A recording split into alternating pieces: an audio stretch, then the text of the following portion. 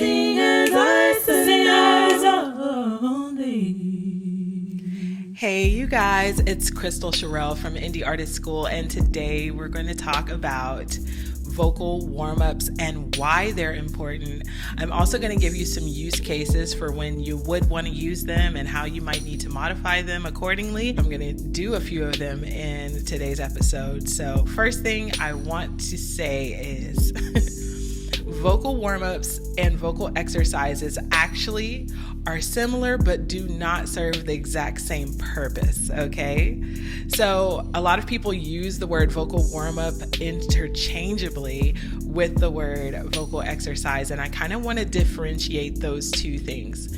A vocal exercise is used to train your voice, condition your voice. More importantly, it's meant to help you develop your voice beyond where it currently is. It's meant to improve your voice, whereas a vocal warm-up is about preparing your voice for the work you're going to do ahead. In the context of a vocal regimen, you would do your vocal warm-ups at the top of your regimen or the beginning, and then you'd follow up with vocal exercises, and then you'll finish lastly with vocal cool downs.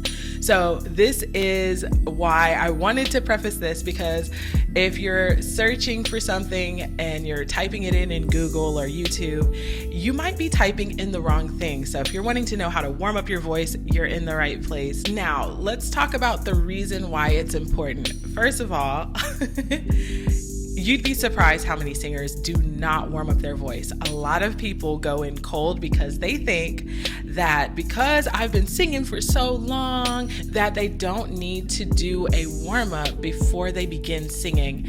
And I will tell you from experience personally, this is something that I had to learn the hard way as well. You will find out that your voice will quickly let you know that, hey, I'm not ready yet. And you definitely don't want to find out that your voice isn't ready yet in the middle of a performance, okay? So one of the most common things that happen if you don't warm up your voice is you may lose a little bit of clarity in your range. Not only will you have a bit of trouble hitting the lowest parts of your voice and the highest parts of your voice, but the notes that are in between may be a little less consistent in tone, maybe a little raspy, especially if you just woke up or if you're dehydrated, recovering from a cold. All of those things can factor in to the quality of your voice. So if you're nervous about that, definitely start off with a warm-up. And even if you feel like your voice is in tip-top shape and you've been talking all day and you're not noticing any phlegm or anything that says that, hey, your voice needs a little attention, doing a vocal warm-up before you start doing more rigorous things with your voice throughout the day really sets your voice up for it to be very resilient, to be able to push past what its limitations currently are, and it protects you a whole lot more from vocal damage. So if you want to make sure your voice is lasting and consistent, you must do some vocal warm-ups, okay?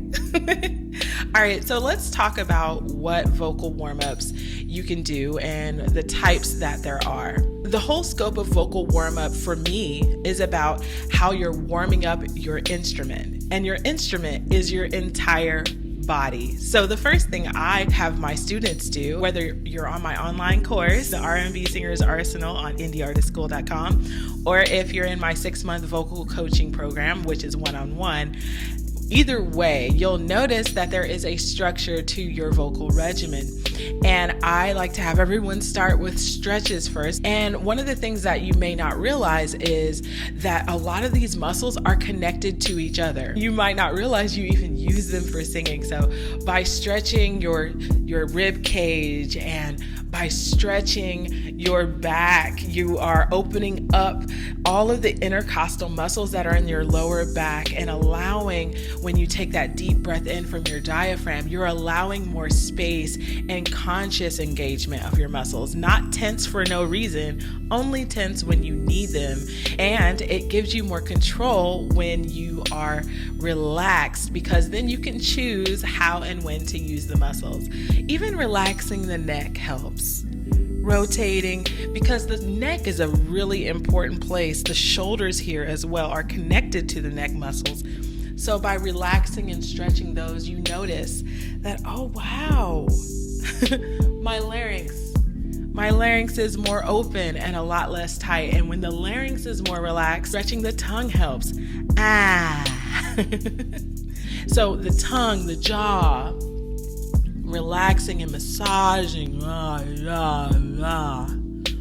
is a great way to start stretching your muscles at low impact. The next thing that is really important to a vocal warm-up is making sure that your breath control is up to par. So you want to make sure that before you even start singing, that all of the mechanisms that are used for singing are properly warmed up, and that includes your breath. So you can do a few things like engaging the diaphragm and taking a deep breath in and hissing out,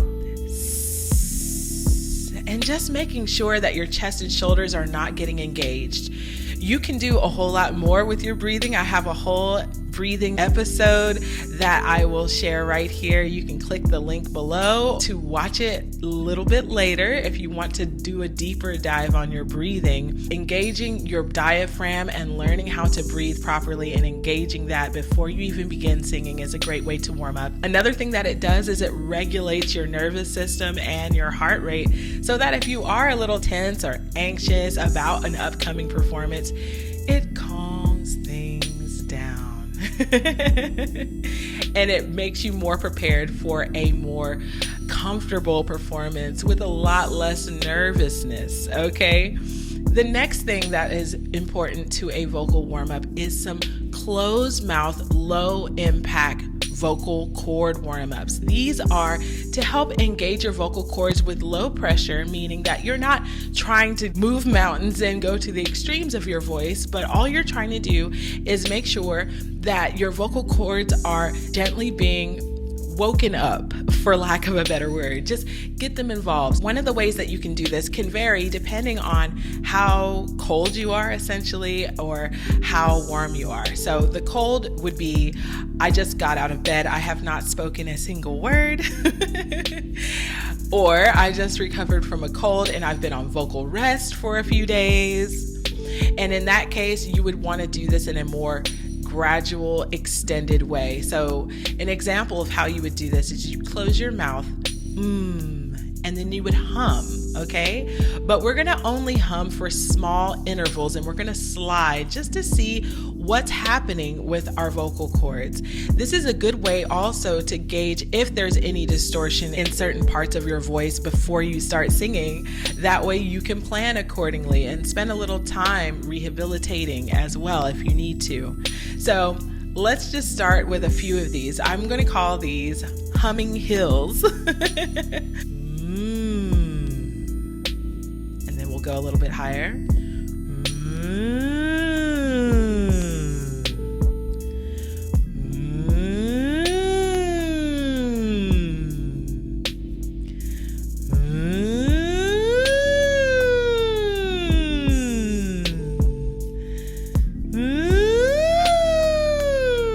So you see at that top one, it was a little distortion there, right? So we're testing it out. Let's try it again. Until it comes clear. So that's about how you warm up your voice.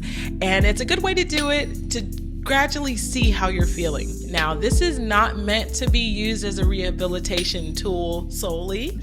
If you lost your voice and you are trying to get it back, I know it can be tempting to want to use a vocal warm-up to compensate for the recovery time and healing that's necessary. Remember, this is about if you're at least 80 to 90%, ideally 100% capacity with your voice, then a warm-up is going to just help you get back engaged, okay? But it's not meant to rehabilitate your voice solely by itself.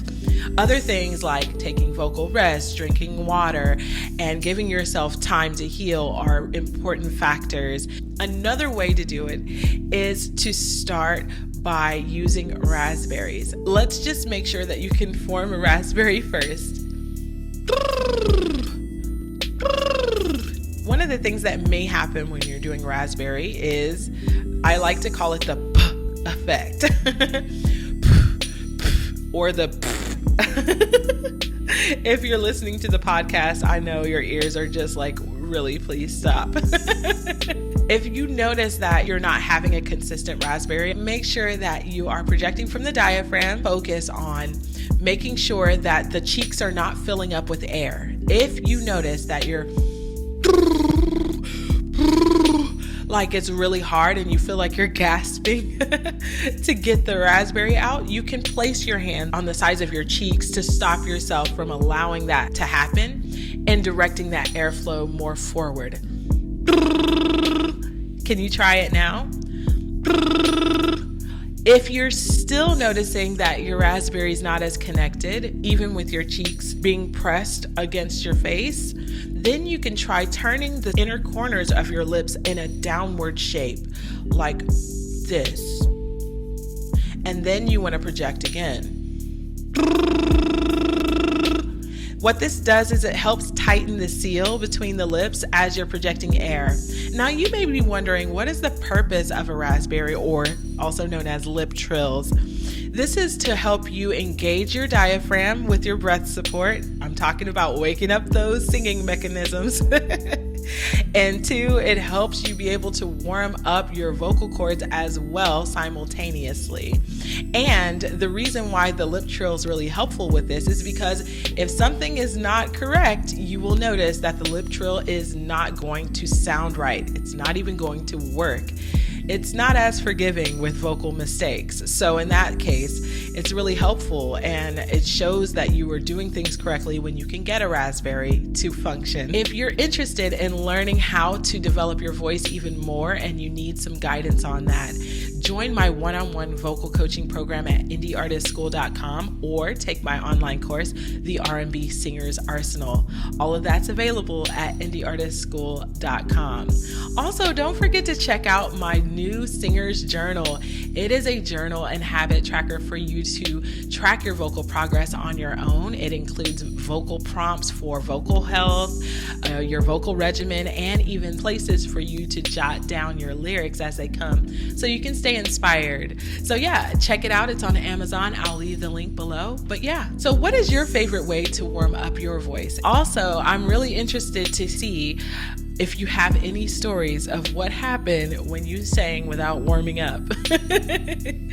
Go ahead and leave your story below. I can't wait to read it. Well, until next time, happy singing.